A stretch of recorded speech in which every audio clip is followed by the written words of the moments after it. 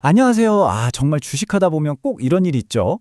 내가 팔기만 하면 주가가 막 날아가는 경험이요. 오늘은 이 속상한 마음을 어떻게 하면 좀 더 건강한 투자 전략으로 바꿀 수 있는지 그 비결을 한번 제대로 파헤쳐 보겠습니다. 네, 바로 이 질문이요. 이거 진짜 과학인가 싶을 정도로 신기하죠? 꼭 누가 내 계좌를 훔쳐보는 것만 같고 팔자마자 빨간불 켜면서 쭉쭉 올라가는 거 보면 진짜 허탈한 마음이 드는 건 어쩔 수가 없는 것 같아요. 특히 이번 설 같은 명절이요. 부모님 용돈도 드려야 하고 조카들 세뱃돈도 챙겨줘야 하니까 눈물을 머금고 수익 나던 종목 하나를 딱 정리했단 말이죠. 근데 집에 돌아오는 길에 무심코 계좌를 열어갔더니 와, 내가 판 그 가격이 최저점이었던 것처럼 무섭게 치솟고 있는 거예요. 정말 탄식이 절로 나왔다는 이야기, 이거 남의 일 같지 않으실 겁니다. 자, 그럼 도대체 왜 이런 현상이 벌어지는 걸까요? 이 현상 뒤에는 어떤 심리가 작용하는지 한번 깊게 파고 들어보죠. 이게 여러분 단순히 운이 나빠서가 아니거든요. 바로 이 감정, 이게 핵심입니다. 내가 주식을 팔아서 실제로 50만 원을 벌었다고 해도 만약에 안 팔았다면 200만 원을 벌었을 거라는 그 놓친 수익이 훨씬 더 크게 다가와서 우리를 괴롭히는 거죠. 하지만 여기서 중요한 건요. 이게 절대 여러분이 투자를 못해서가 아니라는 겁니다. 이건 아주 자연스럽고 지극히 정상적인 인간의 본성이니까요. 너무 자책하지 않으셔도 괜찮습니다.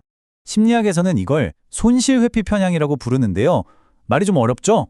쉽게 말해서 우리가 100만 원을 버는 기쁨보다 100만 원을 잃는 고통을 한 2배 정도 더 크게 느낀다는 거예요. 여기서 잃는 고통에는 놓치는 고통도 포함이 되는 거죠. 바로 이 편향이 우리 마음을 그렇게 흔드는 주범입니다. 자, 그럼 이제부터는요. 생각을 한번 확 비틀어 보는 거예요. 과연 어떤 매도가 진짜 승리라고 할 수 있을까요? 핵심은 바로 이겁니다. 우리가 투자를 하는 진짜 목적이 뭔가요? 그냥 계좌에 찍힌 숫자 불리려고 하는 거 아니잖아요.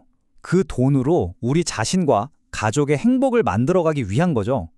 이런 관점에서 보면 목적이 있는 매도야말로 가장 가치 있는 최고의 매도라고 할 수 있습니다. 이 화면이 모든 걸 설명해 줍니다. 왼쪽을 보세요. 주가가 더 오를 수도 있었다는 건 눈에 보이지도 않는 그냥 기회비용일 뿐이에요. 추상적인 숫자죠. 하지만 오른쪽을 보세요.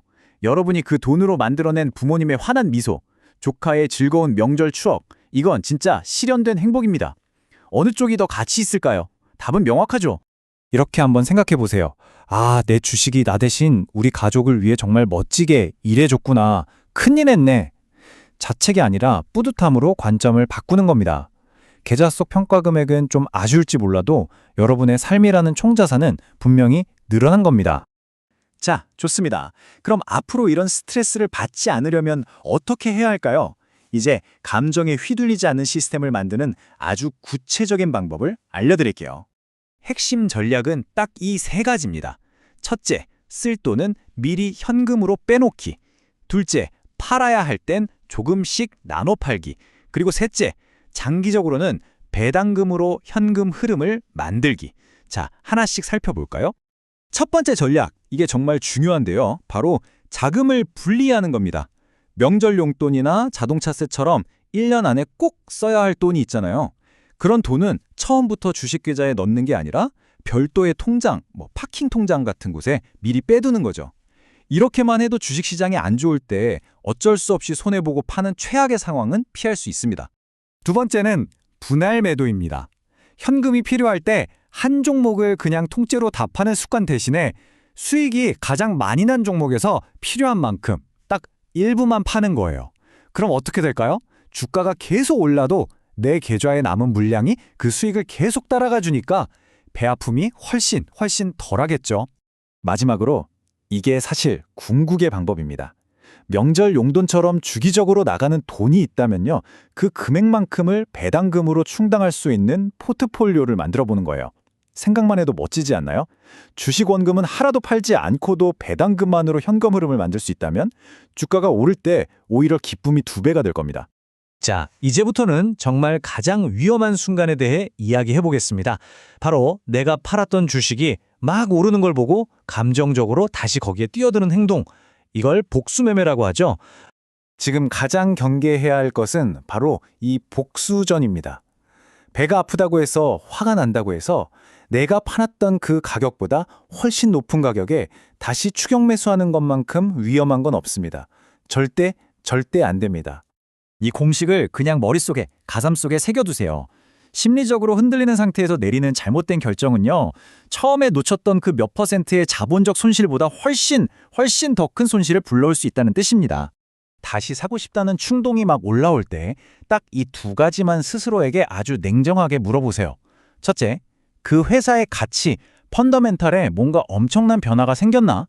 둘째, 지금 시장에 이미 올라버린 저 주식 말고 다른 더 좋은 기회는 없나?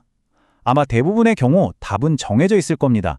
이미 떠난 버스에 매달리지 마세요. 자, 그럼 이 모든 뼈아픈 경험을 어떻게 우리의 귀중한 투자 자산으로 만들 수 있을까요?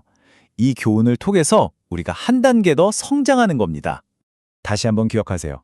여러분은 수익을 놓친 게 아닙니다. 그저 계좌 속에 찍힌 사이버 머니에만 집착하는 게 아니라 실제로 그 돈을 현금으로 만들어서 내 인생의 소중한 곳에 사용할 줄 아는 아주 건강한 투자자라는 걸 스스로 증명해낸 겁니다. 이번 경험을 그냥 속상했다 하고 흘려보내지 마시고요.